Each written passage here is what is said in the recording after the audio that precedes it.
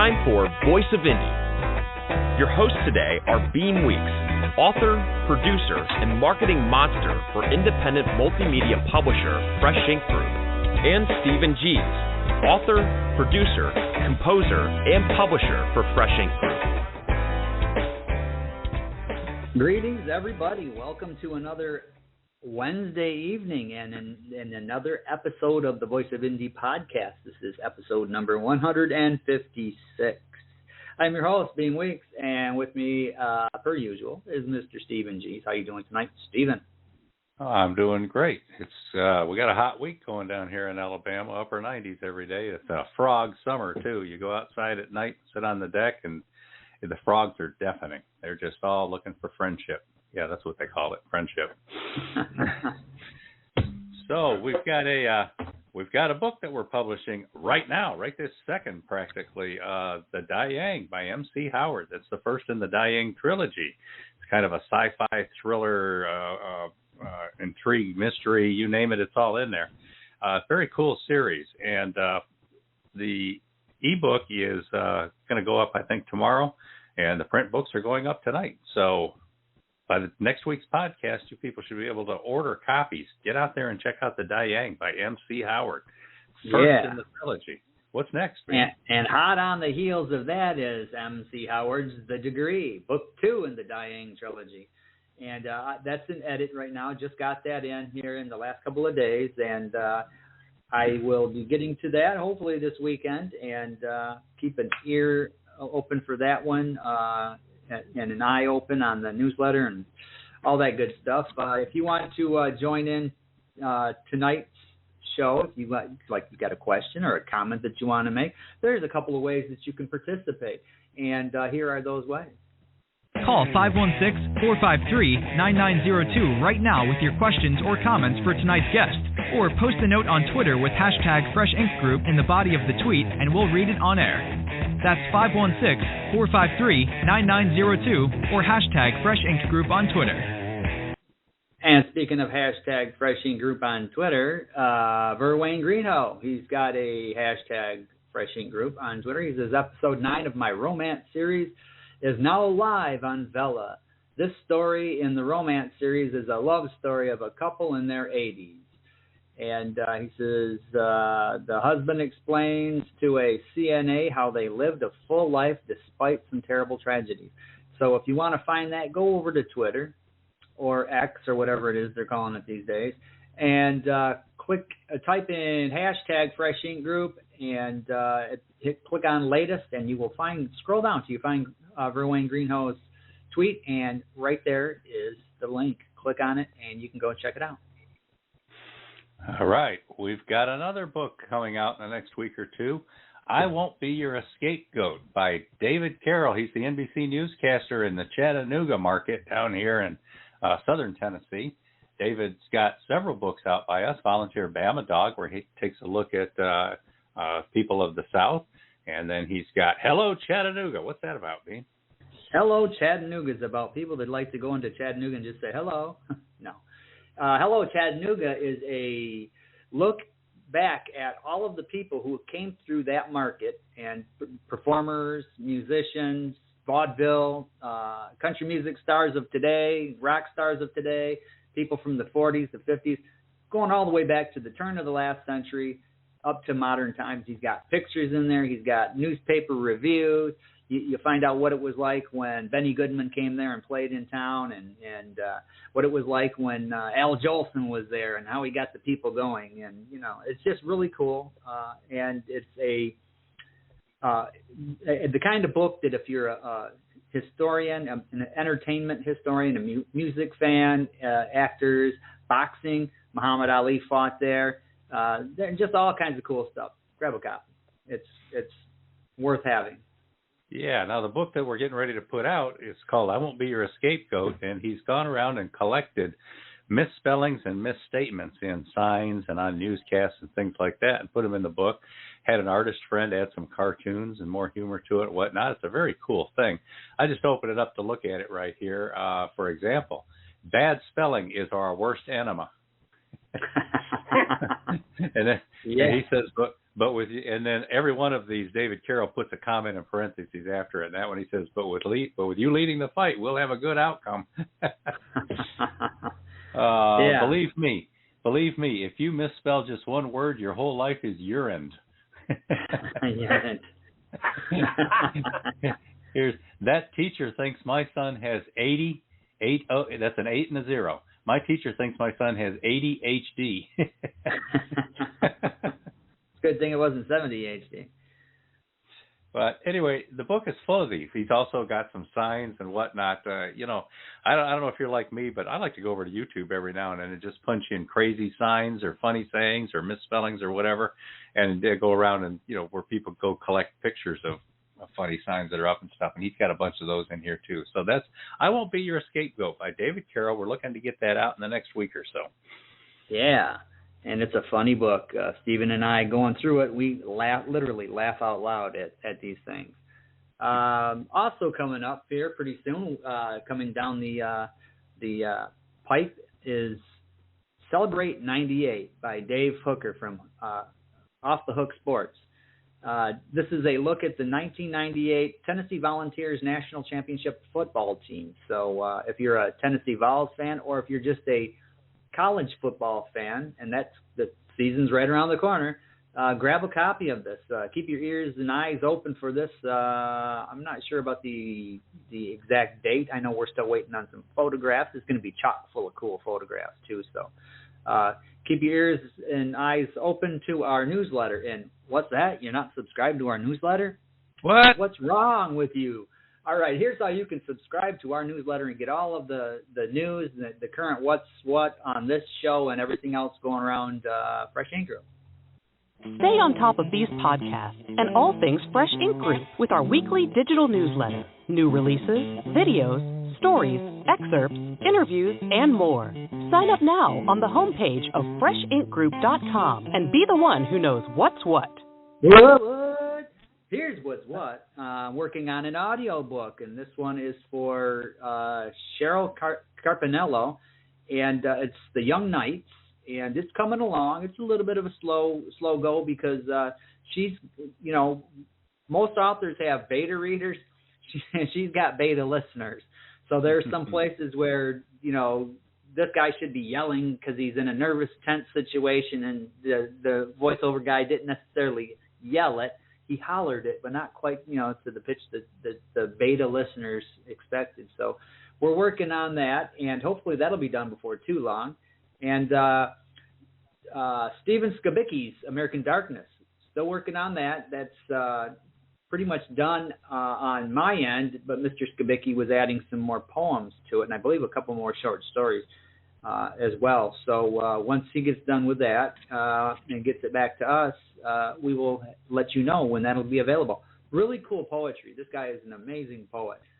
Some dark poetry. If you're into like the Sylvia Plath stuff and just some really almost horror kind of poetry and just some really cool stuff.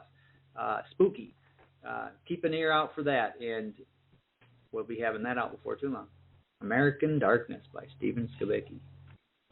All right, so let's talk about the top 25 bestsellers. This is the print bestsellers from Fresh Ink Group.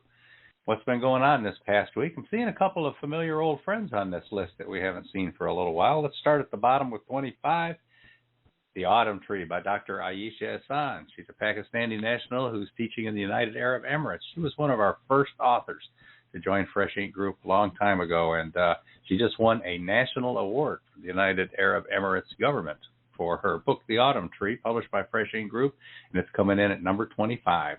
Now, congratulations, Ayesha. Yeah, now The Chair is a series by Robert McKenzie, and the first 3 books are out, Volume 1, Volume 2, and Volume 3. Volume 4 is being worked on right now. I'm seeing all 3 volumes, 1, 2, and 3 in our top 25. This is interesting. All right. In 24, The Chair, Volume 2, Faith, Hope, and Love. It's the paperback edition by Robert McKenzie. We'll find the others as we get a little higher in the list. Next above that, Hello, Chattanooga, Famous People Who Have Visited the Tennessee Valley by newscaster David Carroll. Now, How to Paint an American by Andrew McGregor. That is the paperback edition, and I'm seeing the hardcovers about 8 or 10 slots above it. So the hardcover is still outselling the paperback on this novel, How to Paint an American by Andrew McGregor. Now, again, the chair. This one's volume 3, the newest edition by Robert McKenzie. The paperback is above that. Now, here's an interesting blast from the past. Beem, Time Past, Time Present, Essays, Stories, and Reminiscences of What I Learned the First Time Around by Mark Allen North. Wow. Paperback edition. And we haven't seen that on the list in a while, yeah. And then above that, I edited that about 6 or 7 years ago, it seems like. Oh, more than that, I think. More than that. Probably. And then above that, Larry Landgraf's Into Spring, The Next Generation. Wow. That followed Into Autumn. There's four books in his dystopian series of sci-fi novels. Ugly Future, Government is Broken Down, People have formed small communities to fend for themselves. That's the Into series by Larry Landgraf, and Into Spring is next on our list. As we remember, A History of the Women's Relief Corps in Beaufort, South Carolina by Najma Thomas takes a look at the first all-black Women's Relief Corps in that area and covers the whole history, historic photos, stories, all of it. It's really cool. Next, Slingshot, Building the Largest Machine in Human History by Robert G. Williscroft. The paperback edition has been relaunched by Fresh Ink Group, republished, a new edition, updated, and everything about it is just sparkling new. Slingshot, Building the Largest Machine in Human History. Now, that's the first of the 4 Star Child saga books. We'll be putting out the Daedalus Files and the 2 that are after that in the coming weeks. Above that, the hardcover of How to Paint an American, and above that, How to Teach Driving Behind the Wheel Lesson by Lesson, Instructor's Edition, and it's the hardcover that's selling on that one. Now, above that, the chair, Volume 1, the first book in the chair series, the one that first got the attention of Kathy Ireland. That's in the paperback edition, now in our top 10.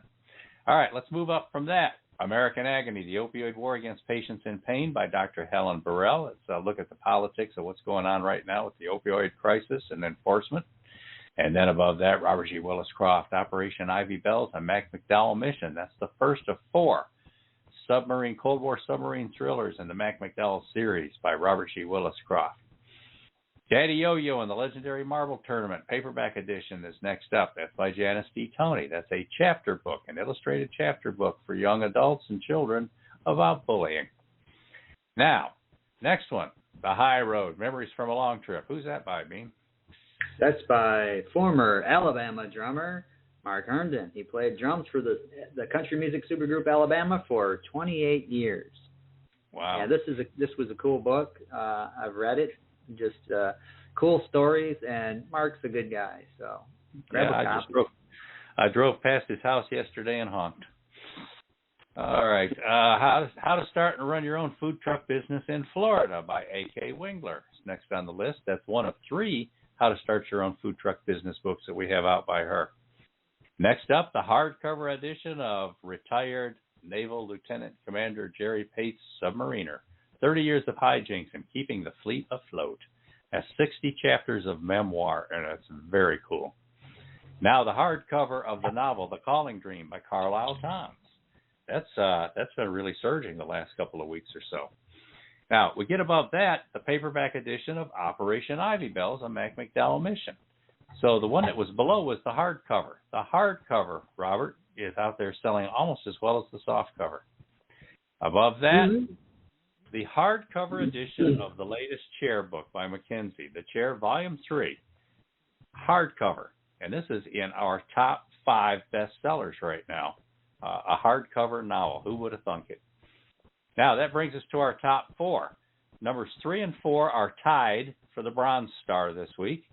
Sassy Discovers the AME Church by B.A. Johnson, which is the first of her 2-book Sassy series, followed by Sassy Discovers Peter Allen's Secret. And this is illustrated chapter books teaching young people about the AME Church. And it's tied with Shipwrecked and Rescued, the paperback edition by Larry Jorgensen, the story of the 240 Chryslers back in the 1920s being shipped to Canada that never made it there. What happened? Buy the book. Check it out. Now that gets us to our top 2. Our top 2. Number 2 with the Silver Star this week, Submariner, 30 Years of Hijinks and Keeping the Fleet Afloat by Jerry Pate, the paperback edition. Congratulations, Jerry. Surged back up into the number 2 slot again. This one and I'm using this term ironically, has legs for a submarine. That brings us to number one. Number one, print bestseller from Fresh Ink Group this week, and this one is coming in more than double the sales of the number two book, so this one's really surging and doing great, The Calling Dream by Carlisle Thomas. That is a cool book, and I think we're going to have our first commercial coming up is going to be for The Calling Dream, so we'll be able to learn a little bit more about that.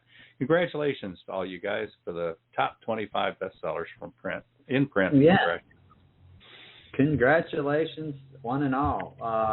Hey, listener, do you have a favorite episode you want to relive? Or perhaps there's an episode you missed? Or you're new to the program and you want to hear what we're all about?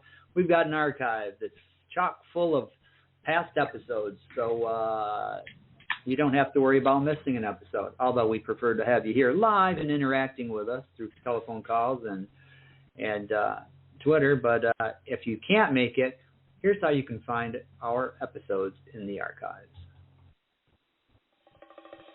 Find your favorite show in the Voice of Indie archives on YouTube at Fresh Ink Group, StephenGees.com, BeamWeeks.com, FreshInkGroup.com, and on Spotify. And now you can listen on iHeartRadio, Google Podcasts, and tune in. Just search The Voice of Indie, all one word.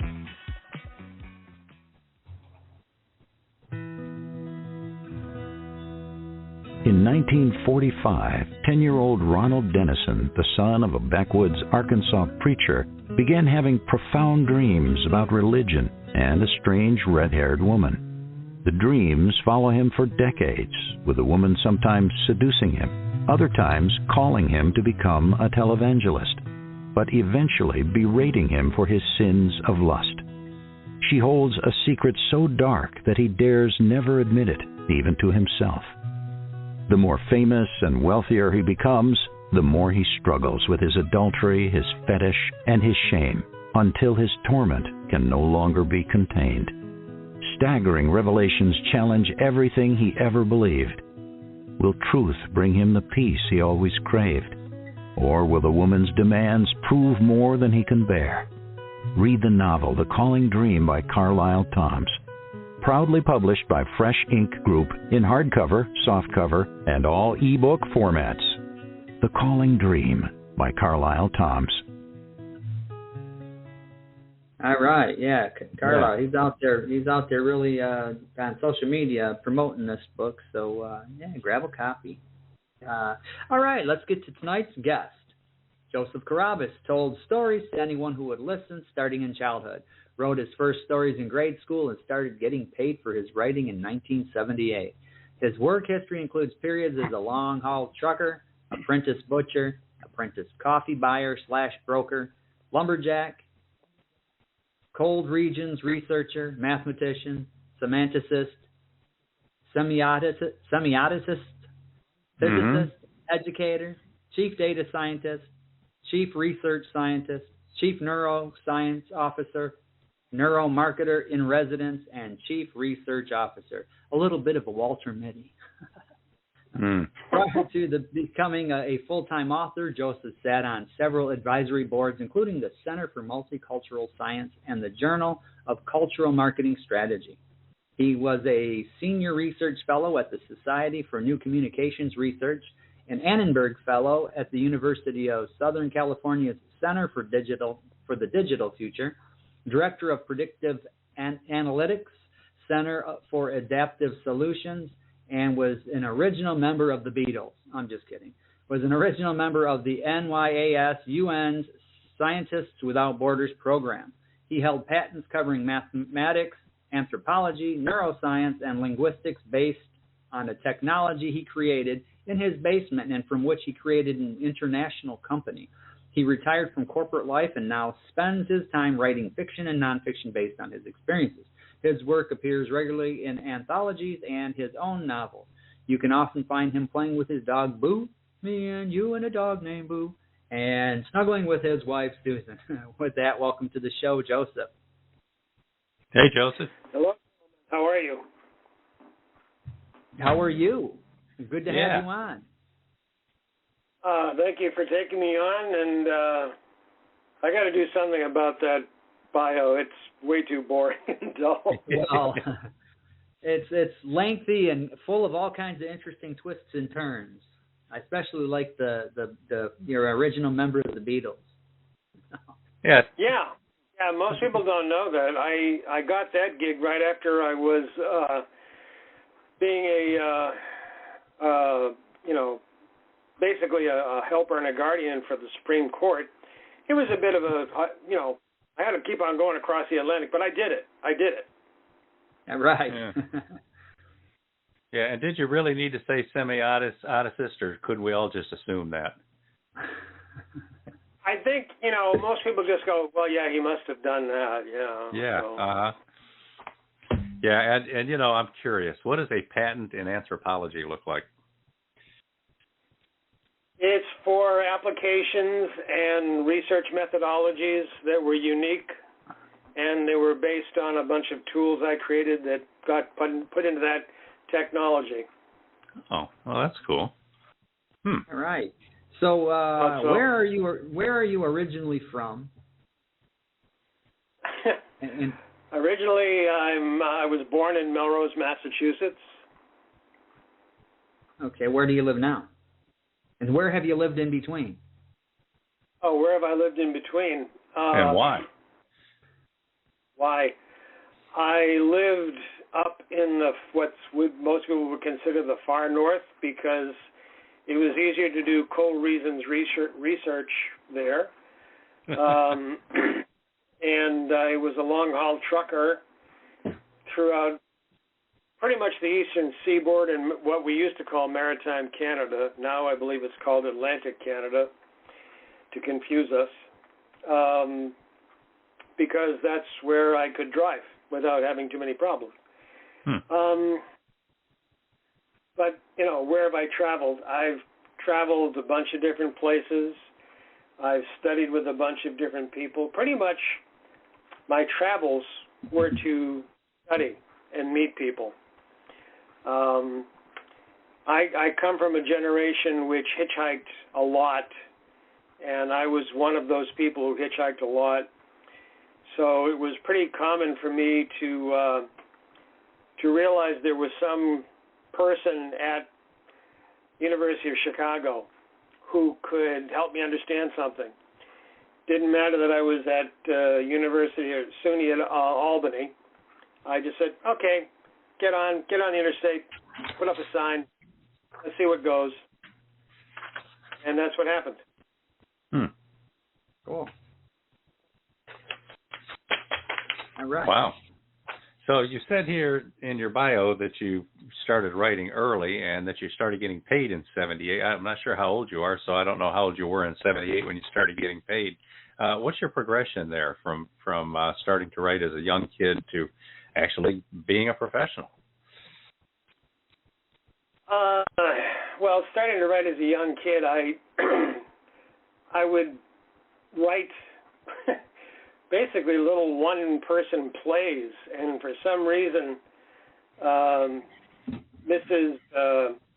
Dominic in grade school, I did one. I don't know why she let me do one. I wrote something, and she let me perform it, and I went up to her a couple of days later, and I said, would you mind if I did another one? No, that'd be good. Would you mind if I did another one? Yeah, okay. How about every week? Okay, fine.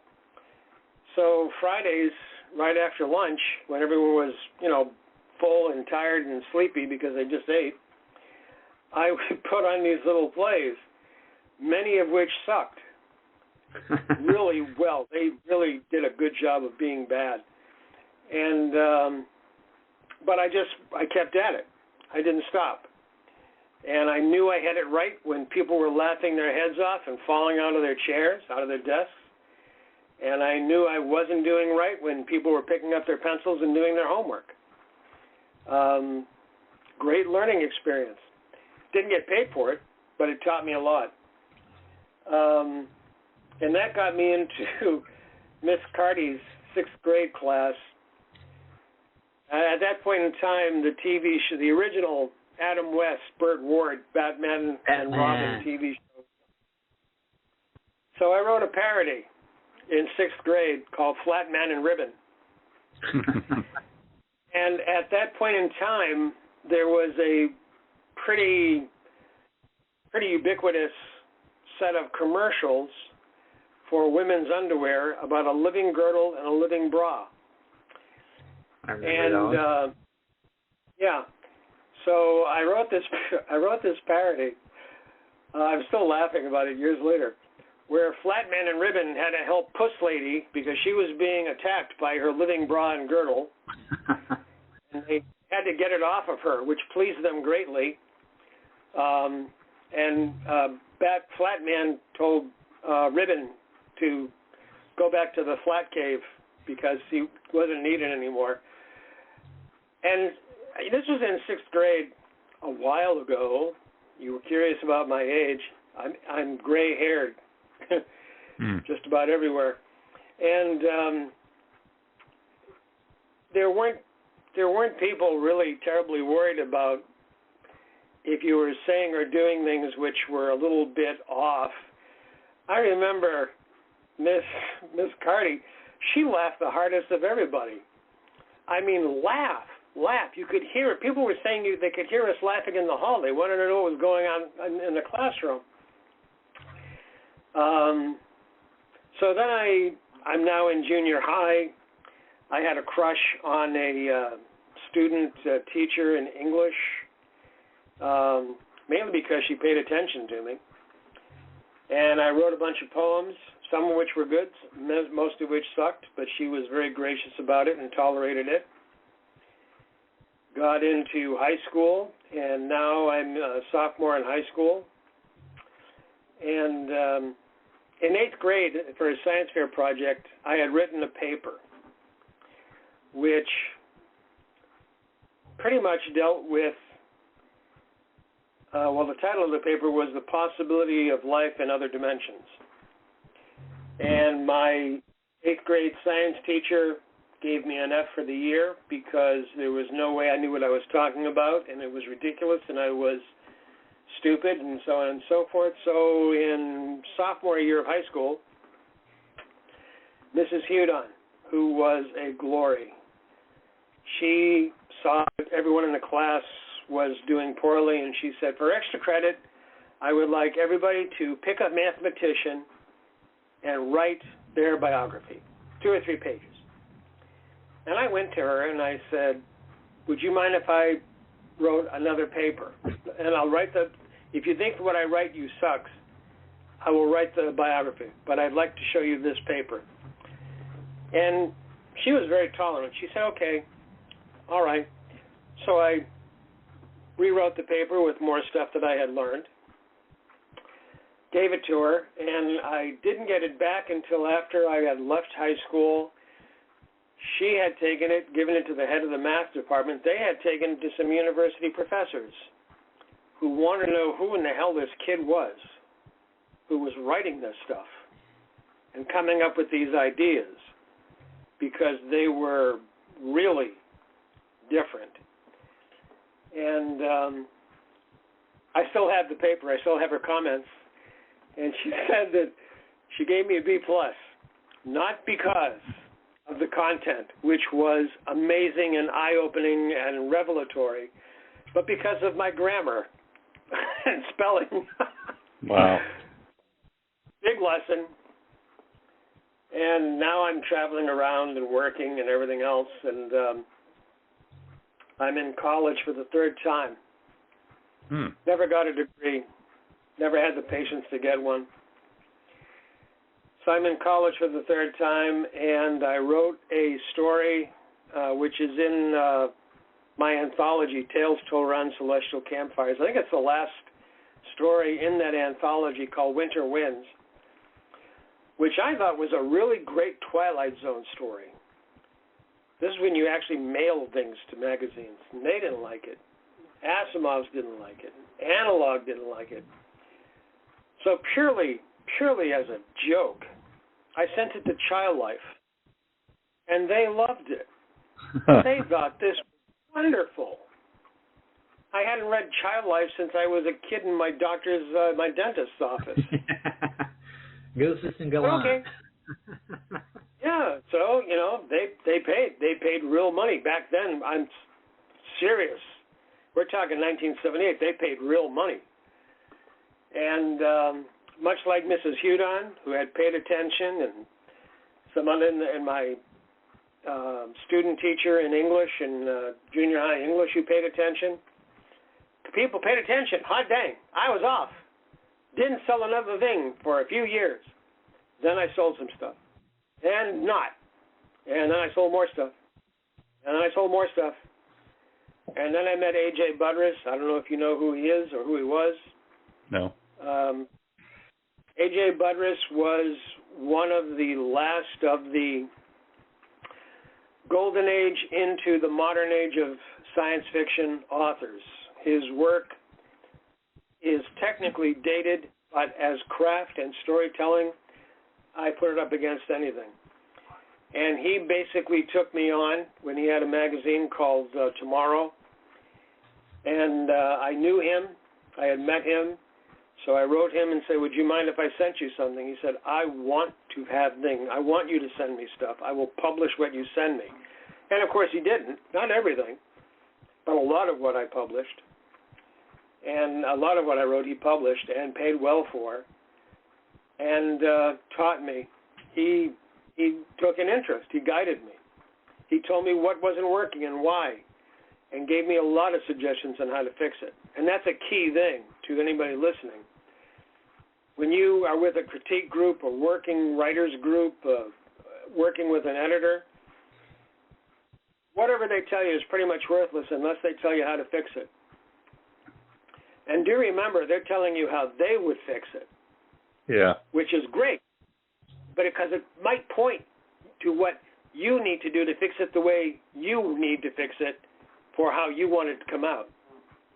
So I'll be quiet. Yeah, last thing you need is a beta reader or an editor who gets you a B+ because you still have grammar problems. Yeah. So I think we need to roll a commercial here, and I want to hear a little bit more about this ongoing college career. All right. So we'll do this here commercial.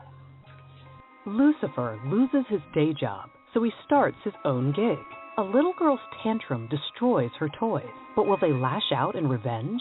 Can a miserable housewife find a new life for herself in a tear-stained old painting? Eerie charms of the short story, fantasy, mystery, and horror includes a snake deciding the fate of the world, a slot machine choosing life's winners and losers, a malevolent fairy dancing men to their deaths, a couple desperate to escape a train station, the dog show judge facing death, and more great tales. Proudly published by Fresh Ink Group, Eerie Charms is available worldwide in jacketed hardcover, softcover, and all ebook formats. Patricia A. Guthrie offers a cauldron of eerie delights that will please, delight, and yet terrify you.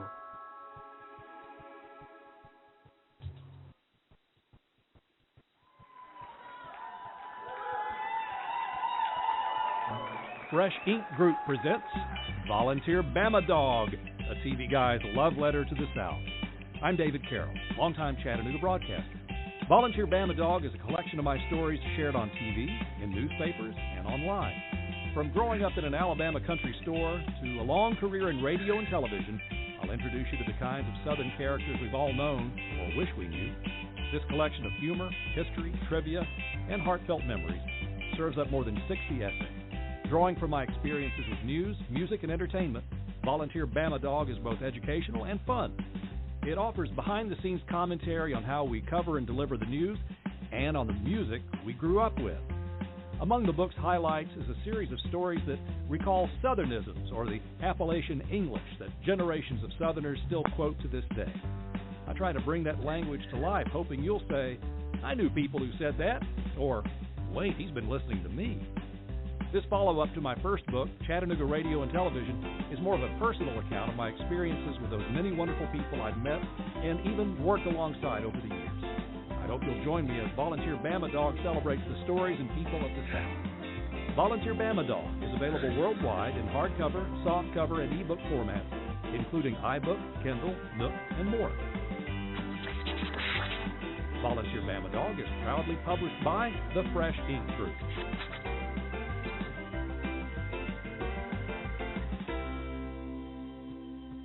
All right, David Carroll.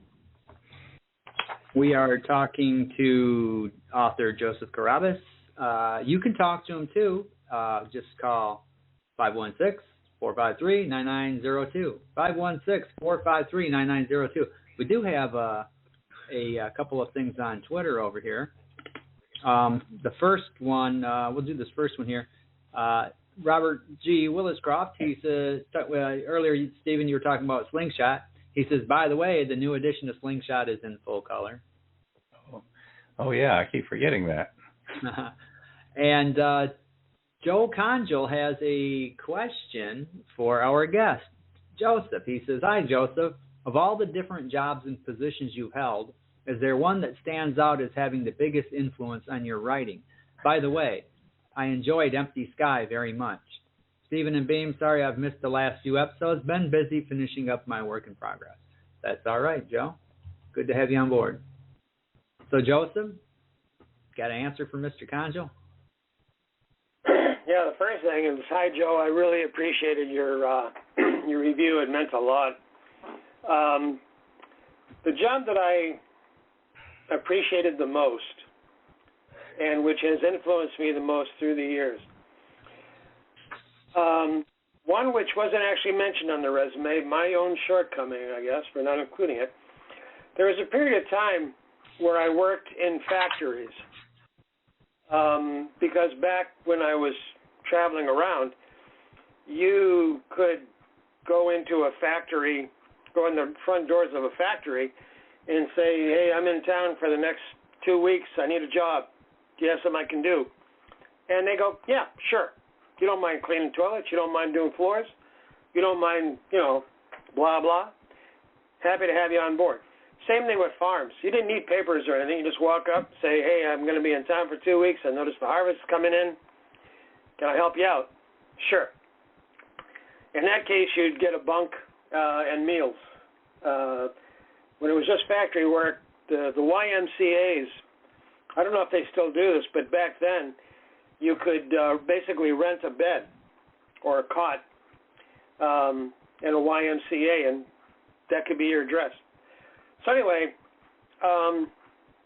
working in factories and truck driving, because the people I met doing that on farms, on the road, they weren't posers. They didn't pose. They didn't try to be what they weren't. They were truly real people. I know that I probably sound like Faulkner, but they really, this is who I am, this is who you are, and so long as, you don't try to do anything strange with me, happy to have you here, happy to work with you, happy to talk with you. After work, let's go out and, you got a couple of bits, we can buy some beers. Great people, because they were generous as individuals to individuals with no expectation of anything in return. I remember one guy, factory worker, you would have looked at him and thought he was, 2 degrees above the gutter. And this guy starts talking to me about, so I just, I noticed you're reading that book on philosophy in your break. I said, yeah, well, I'm kind of curious. Have you ever read the Upanishads? I'm not even sure I could pronounce Upanishads. He said, oh, well, you don't know what the hell you're doing. So, do you have a couple of copies I could borrow? Yeah. You going to get them back to me? No, I'll buy them from you. Oh, you can't replace these. Where'd you get them? Well, I was traveling in India. What the hell? So, I met people like that. I met people who didn't have anything, and they would give everything to you because they trusted you to pass it on. before there was the concept of pay it forward, these people knew about paying it forward. They understood. You take, you give, you share. There's food on the table. There's more than I need to eat. There's more than my family needs to eat. You hungry? Sit down. Have something to eat. I would be on farms, and a lot of these farms had a store, a farm stand attached to them. And there would routinely be people who came in and couldn't pay. And I remember Mr. Vincent, one guy, he and Mama Vincent, what do you need? Come over here, what do you need? And they wouldn't do a big thing because they didn't want the person to be embarrassed. They would say, you go, you get what you want. You find what you need. You come here, I'll ring you up. And they would sit there, and they would look through the bag, okay, and they'd, empty the guy's cart or whatever it was, and ding, ding on the machine, ding, ding, ding, and the drawer would pop open. Thank you, sir. Boom, close the drawer. Have a good day. I can't, this is going to be my prejudice coming through, folks.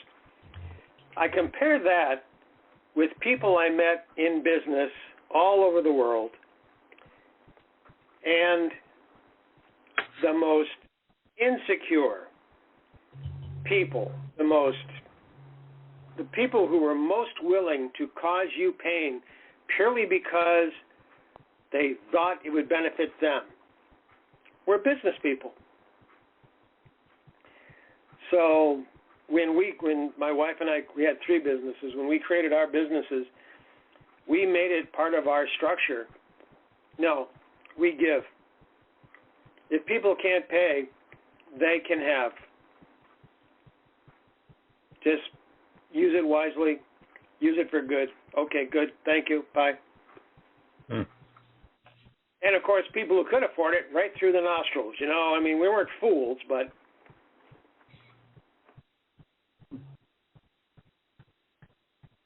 All right. So when we talked the other day, you were talking about being a child of trauma? Yes. And I'll apologize now. Some of your listeners may find this challenging information. When I was a very young child, the first thing was I was born blind, and I was misdiagnosed as being, back then they used the term retarded. So my parents were going to have me institutionalized, and my grandfather said, no, I'll take him, I'll raise him.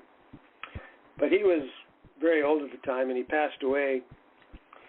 So I had to move back with my parents, and they didn't really have the interest or the desire to deal with me. And what ended up happening was my mother, from a very young age until I was just entering my teens, raped me pretty much, pretty often, several times a week.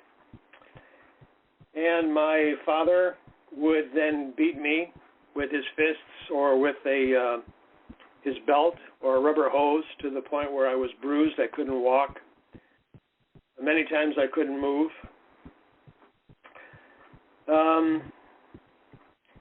And that caused me to leave home fairly early. Shortly after Mrs. Hudon said, boy, you really write some amazing stuff.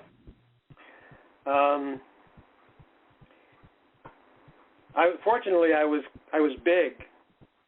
I mean, not like a giant, but I was a strong kid.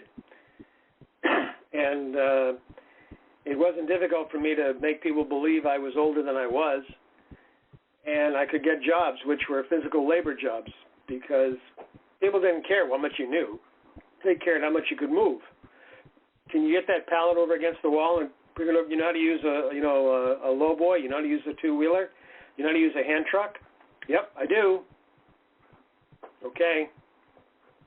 You got a job. Wow. So now you're known for talking to the animals. You got a dog. You enjoy the wildlife around your house? Yes, very much so. Where we live, we abut some wildlands. Excuse me, and we have pretty much every day we have raccoon, skunk, possum, groundhogs. We have. This is not something I recommend to everyone. We have coyote and bear who come by, and I will go out with food in hand, and a lot of the animals will now take food from my hand. Wow! I usually toss the bears. We had a family of fox that were very wary of me at first, which I don't blame them. After all, I am a two-legger. You can't trust two-leggers. I don't. And it got to the point where they would just come up to me and sit down like they were puppies around me. All of them, the vixen and everyone else, all the little kits, and I would I'd be giving them dog food. And they'd be crunching away, well, it's good. The raccoons, after they've had their kits, and the kits are, getting around, moving around, they'll bring the kits to us.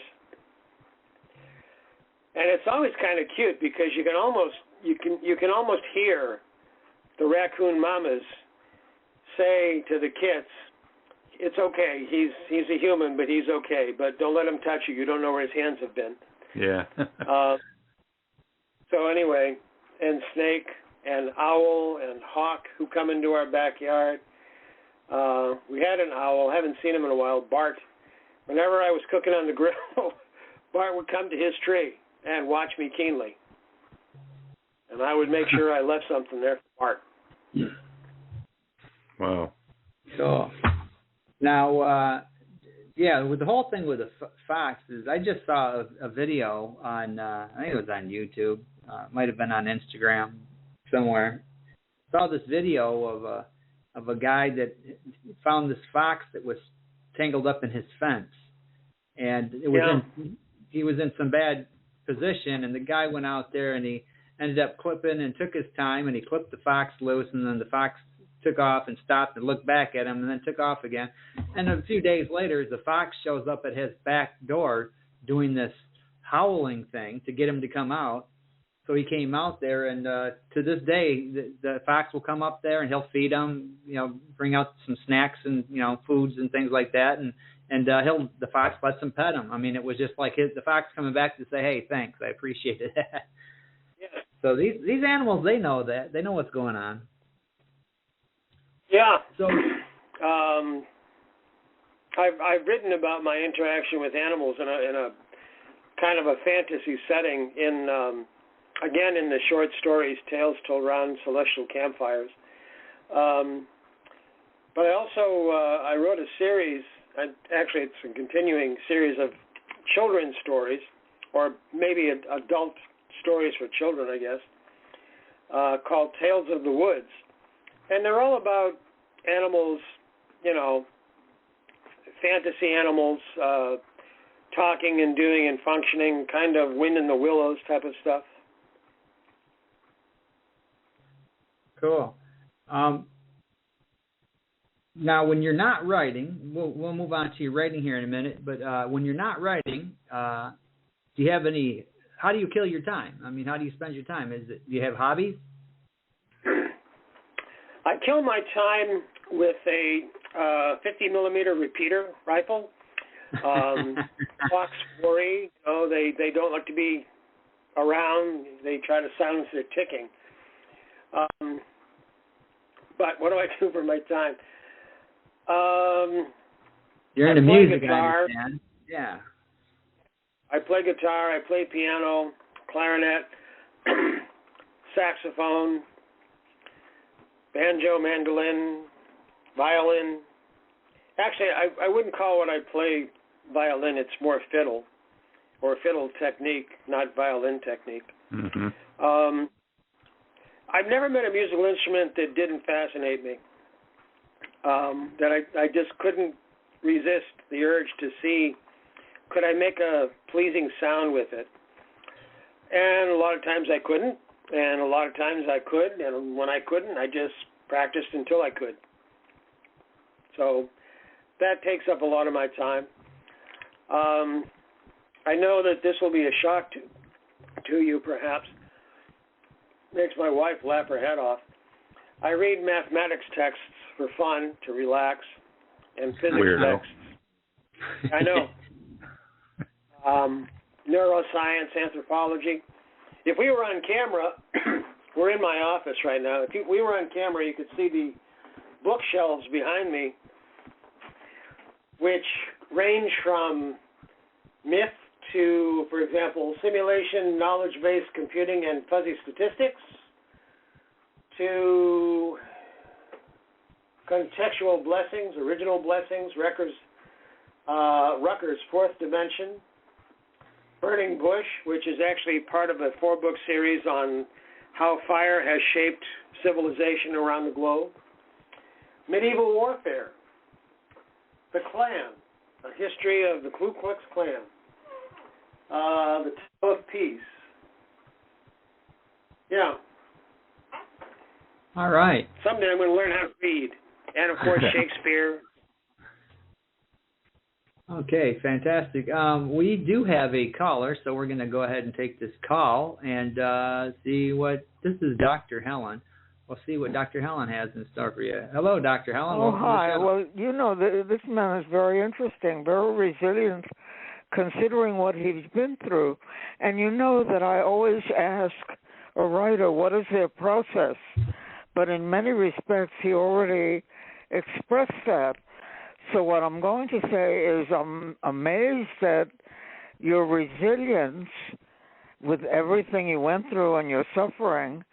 And do you think in any way writing helps cure a writer of emotional distress? Thank you for that question. And if you look at my biography, the one that's publicly available anyway, if you look me up on LinkedIn, for example, you'll see that my byline, if you will, is autobiography in the guise of fiction, fantasy, science fiction, magic realism, blah, blah, blah.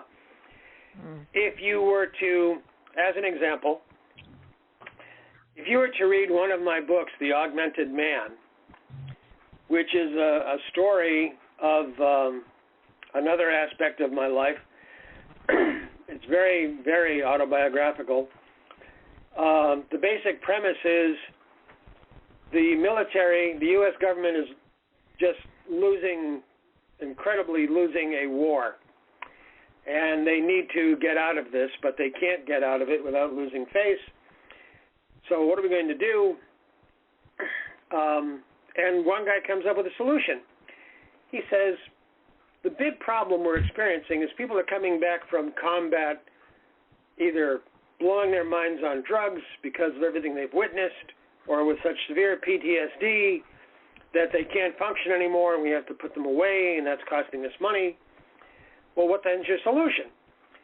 Let's find people who are already so damaged psychologically, emotionally, spiritually, that nothing phases them. They can do the most horrible things without being affected.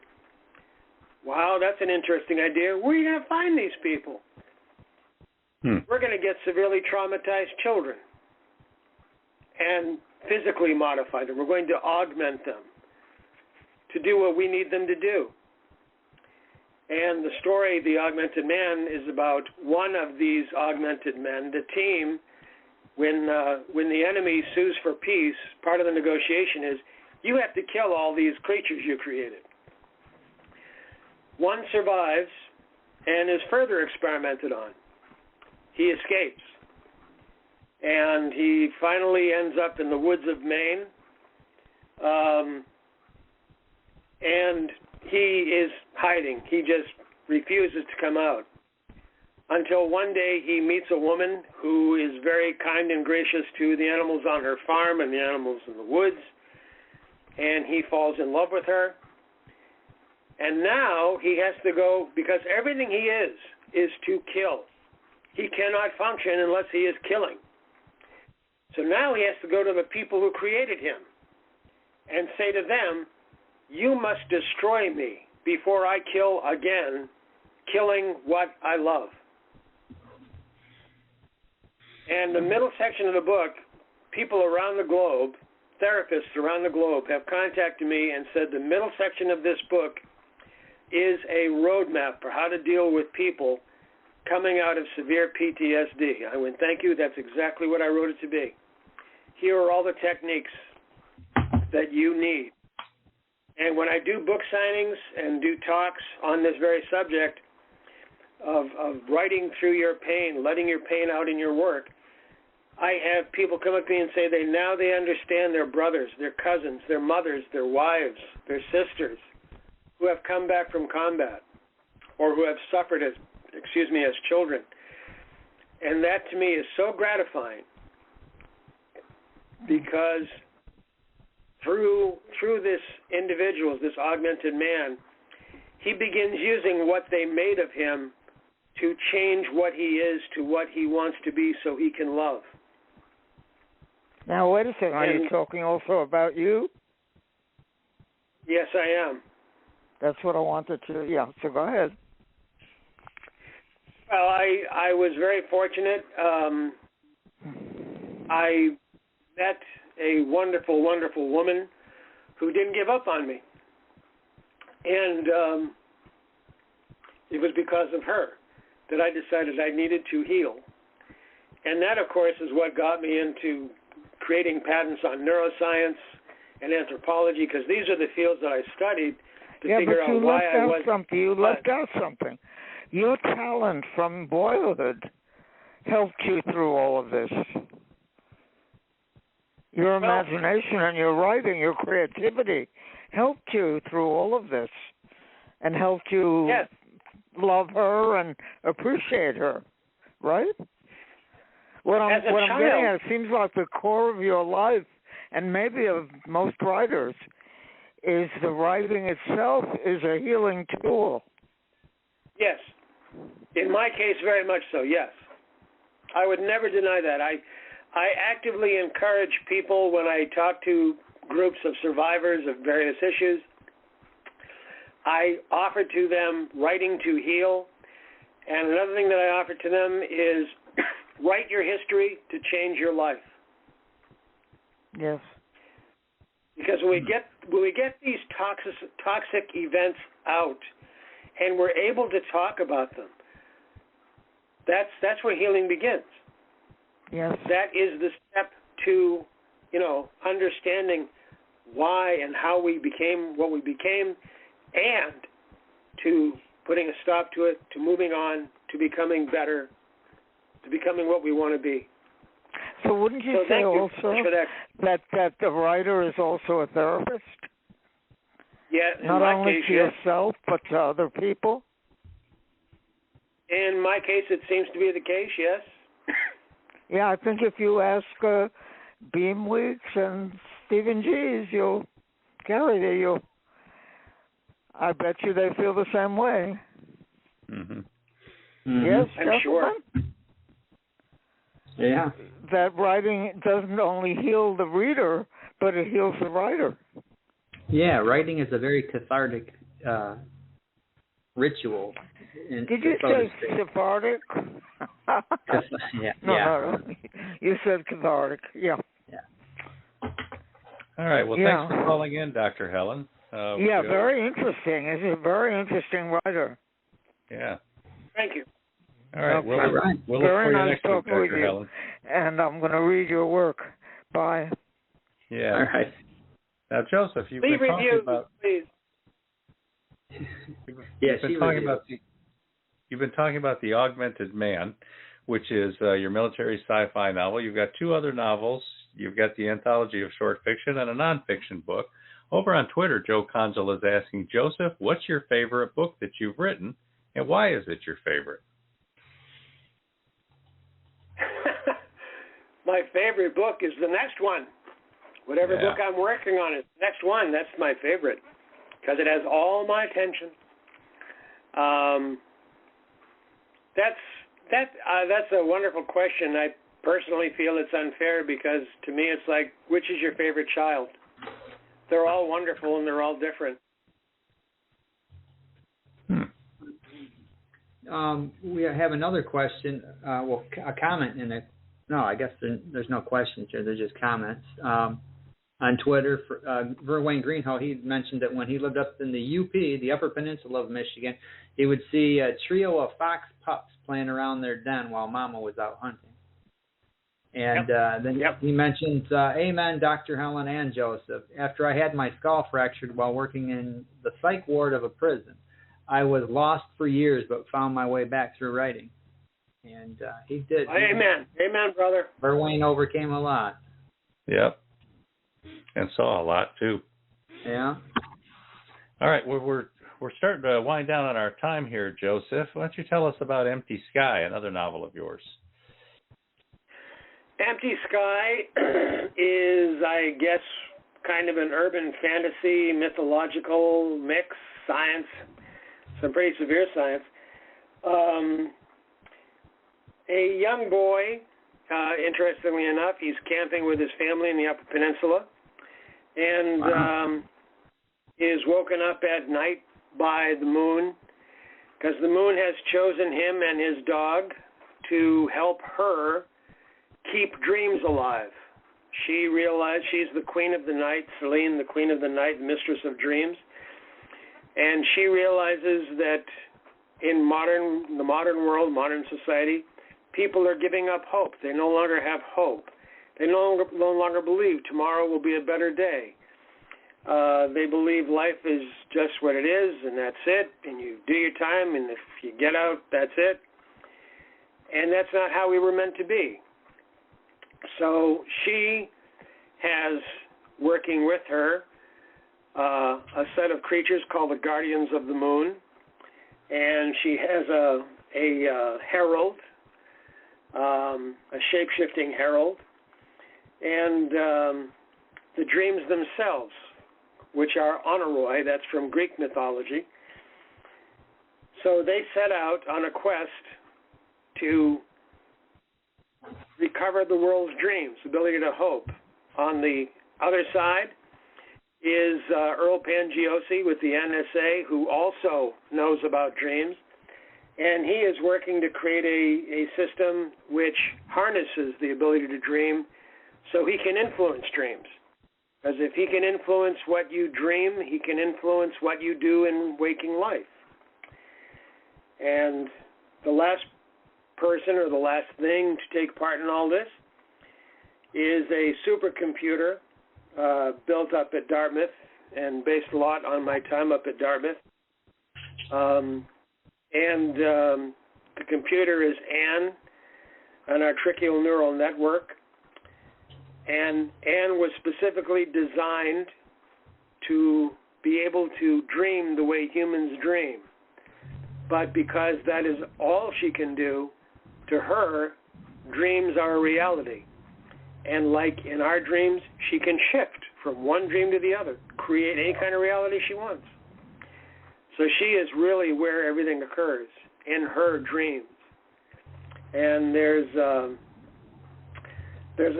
character, Grey Wolf, who's actively trying to help everybody survive all this, and Night Horse, who his ancestry goes back from Native American, back through Egyptian, back through Wenwepikut, who was the guardian of doors. He was a brother of Anubis, but he was the guardian of doors and the guardian of dreams. And I won't say how it turns out. Hope you read it and enjoy it. Joe Conjal did. Good man, Joe. All right. So let's touch on your newest novel, The Inheritors. What's this about? The Inheritors is about gifted children who are kidnapped throughout all time and brought to a very far future, very different world to help save it from environmental catastrophe.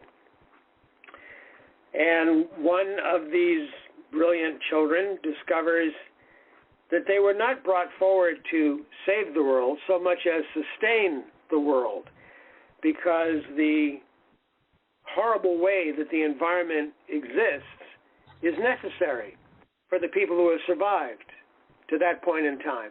They could not survive on a healthy world. They have to survive in a world that is polluted. So their function is not to heal the world, but to sustain it. And as I say, one of them discovers this and says, no, this is not what I'm supposed to be doing. This is not what you told me it was going to be like. And in the process of doing this, one aspect of these people in the far future is that they are immortal. But immortality is only for the gods, or in the case of this novel, the Judeo-Christian, Mohammedan aspect of God. So,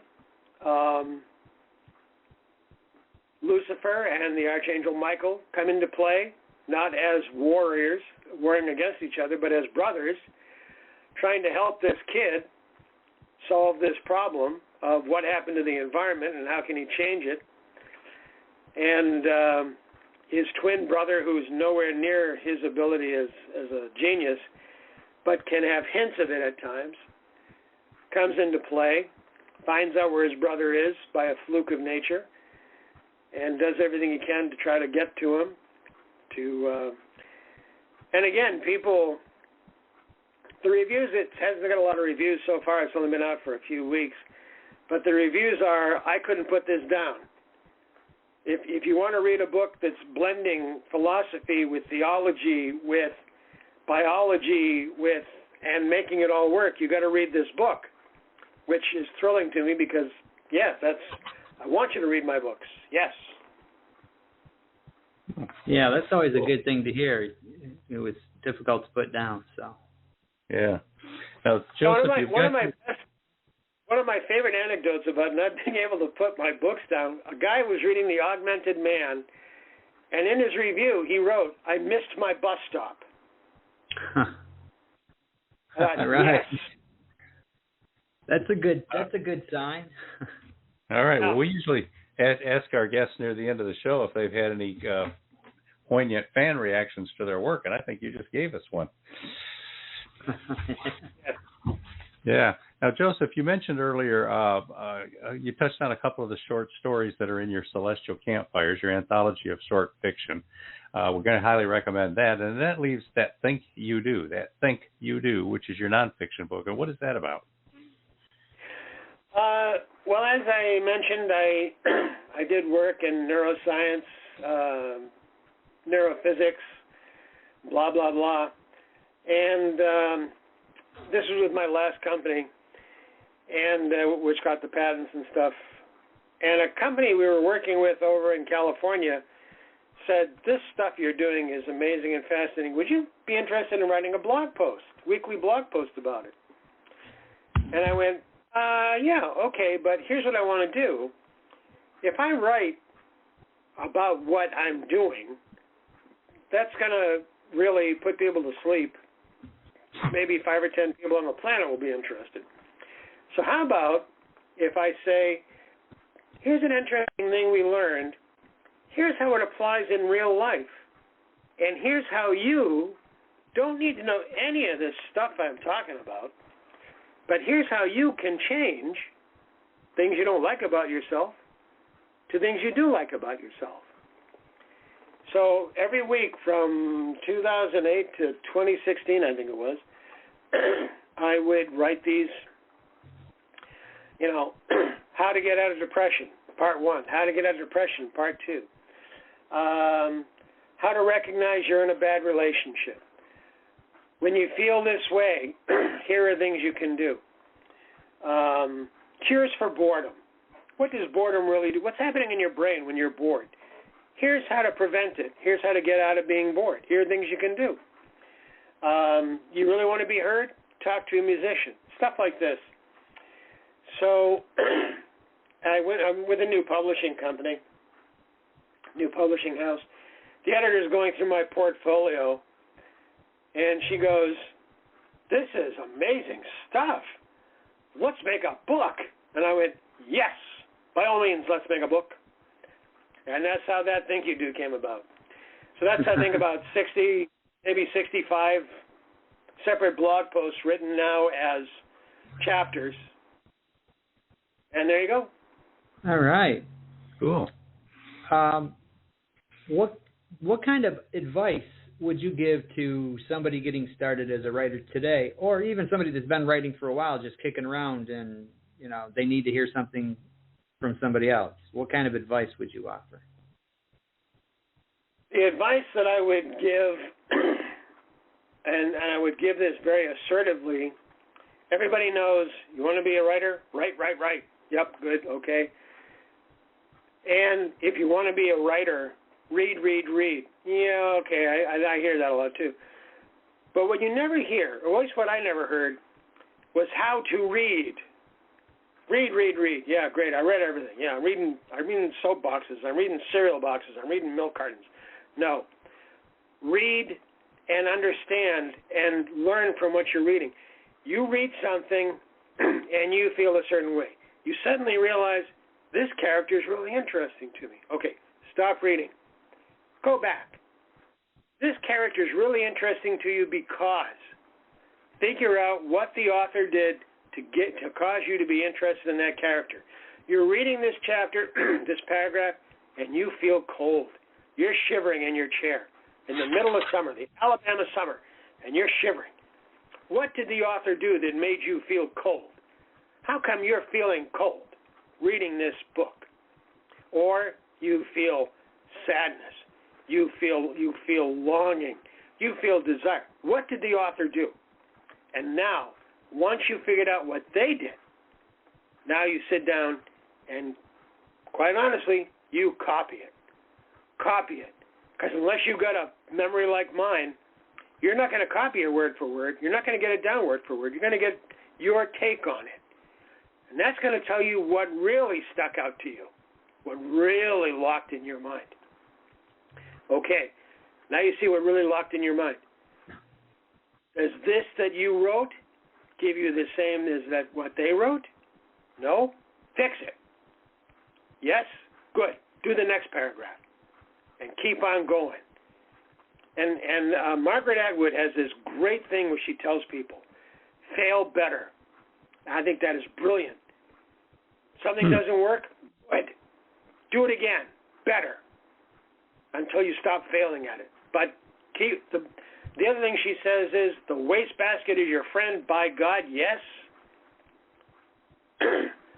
Don't be afraid to make mistakes. Steve Tyler with Aerosmith. He was talking about how Aerosmith would come up with great music. And he said, every week we'd get together in somebody's basement and we would say, what did you come up with that sucks? What? And he said, no, don't be afraid to suck. Put it out there.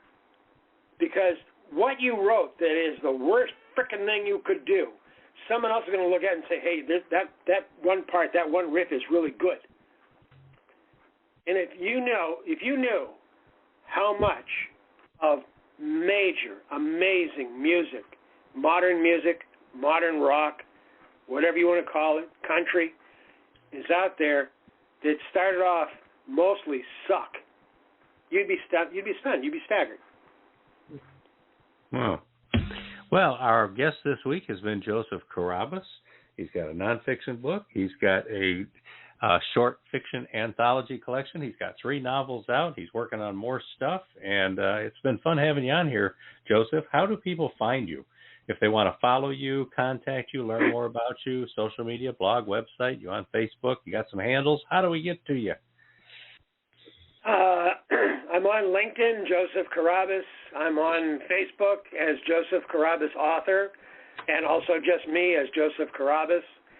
There's my blog, josephcarrabis.com. You can get the idea that I'm really inventive here with names. Yeah, there's a theme. I'm on Twitter, or X, as Joseph Carrabis 2, because Twitter canceled my Joseph Carrabis account, but for some reason Joseph Carrabis 2 they haven't touched. Okay. I'm on Instagram as Joseph Carrabis. I'm on Pinterest as The Evolving Me. That's the one unique one. Where else? Evolving Me. Oh, Goodreads. I'm on Goodreads as Joseph Carrabis. I'm on Amazon. All right. Okay, and your books are available in retailers beyond Amazon or just Amazon? Nope, they should be available everywhere. They're sending me royalty checks, so it's got to be available in more than just Amazon. Okay. All right. Joseph Carrabis, good luck to you with your books. We appreciate having you on. And listeners, come back next week. We got a cool guest, somebody we've known for a long time, Joy York. No. She's not next week. She's the week after. She's the week after. Next week's guest dropped out, so I'm looking for a replacement. And then the week after is Joy York, definitely. Okay, and Joy goes way back. We've known her for many, many years. We keep seeing her out there supporting us and supporting our authors, so we figure we better get her on. Yeah. Then after that, we are going to meet Kim Bachelia. We don't know much about her, so we're going to meet her as you, the listeners, meet her. And after that, David Carroll. Hello, Chattanooga. Volunteer Bama Dog. I won't be your scapegoat. NBC News. He's going to be on here talking about his new book. All right. And then following David Carroll, we've got another one we don't know much about, V.S. Kamenis. She's an author, a writer, and we're going to learn all about her when we have her on. And then after that, Barney Smith. Barney Smith's got his own comic publishing company. Is that right? Wow. Yeah. Yeah. So he's another one that we don't know a whole lot about, but we know a little bit about him because we've read some of his materials. So he'll be an interesting guest. A little change of pace. All right. So we got more commercials we're going to play for you on the way out. And one more time, thanks to our guest, Joseph Carrabis. Thanks, Joe. Thank you, Joseph. My pleasure. Pleasure, guys. Thank you. Yeah, we'll see everybody next week. Bye, everybody. Bye-bye. Family secrets can be deadly. When Lisa visits her parents one fateful Saturday morning, she hugs her father and takes her suitcase to her childhood bedroom. The doorbell rings, and 1 minute later, her father lies dead on the floor, 3 bullets to the chest. The death of Eric Holmes sends shockwaves throughout the quiet neighborhood. But for the Holmes family, it's devastating. In this fast-paced psychological thriller, Lisa and her brother embark on a quest to solve the mystery of their father's murder. The journey takes them into a secret world where nothing is as it seems. Once the puzzle pieces begin to coalesce, they realize that their father had multiple lives. As the facts unravel, the siblings discover the true meaning of redemption. Gwen M. Plano's Redemption is available worldwide in softcover, jacketed hardcover, and all ebook formats. Published proudly by Fresh Ink Group. Redemption by Gwen M. Plano.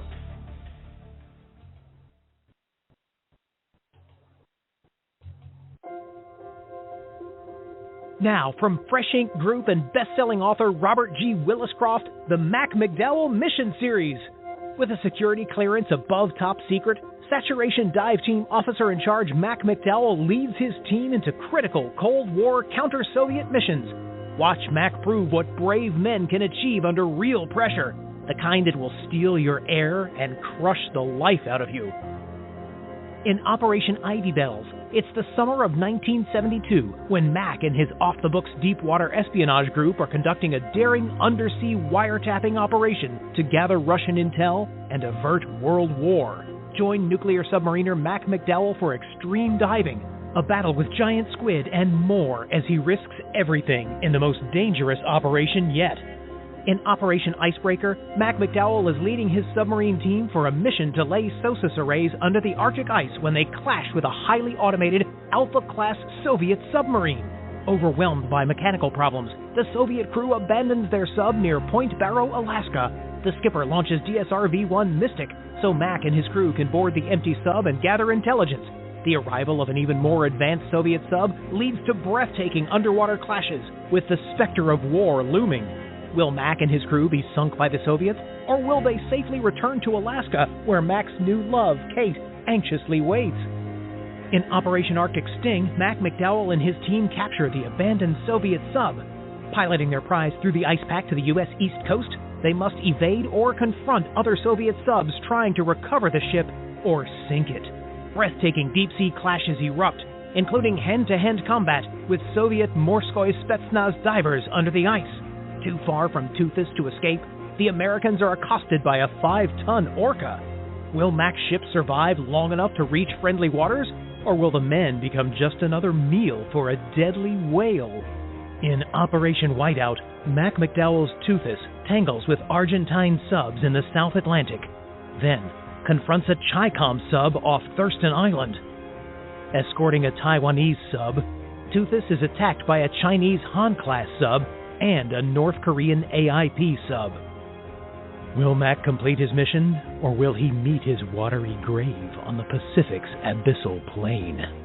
The McDowell Mission series by Robert G. Willis-Croft is available worldwide in jacketed hardcovers, paperbacks, ebooks from Kindle to Nook and Kobo and more, plus exclusive audiobook editions with music and sound effect. The Mac McDowell Mission series is proudly published by Fresh Ink Group. Take a breath and dive in for thrilling submarine adventures in every Mac McDowell mission.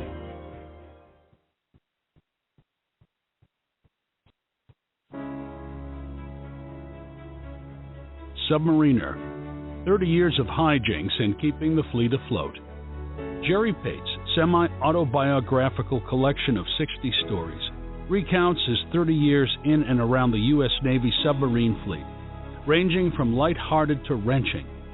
All are poignant inside looks at naval operations rarely seen by outsiders. Topics include the real story behind the shuttle Challenger tragedy, risking his own life underwater, discovering a Soviet spy living across the street, surviving when an engine ignites, critical missions, and the everyday lives of men and women of the fleet. Compiled by author Robert G. Willis-Croft and proudly published by Fresh Ink Group. Submariner is available worldwide in hardcover, softcover, and all ebook formats. Dive into Submariner for hijinks and breathtaking adventure with this poignant memoir by a true American hero.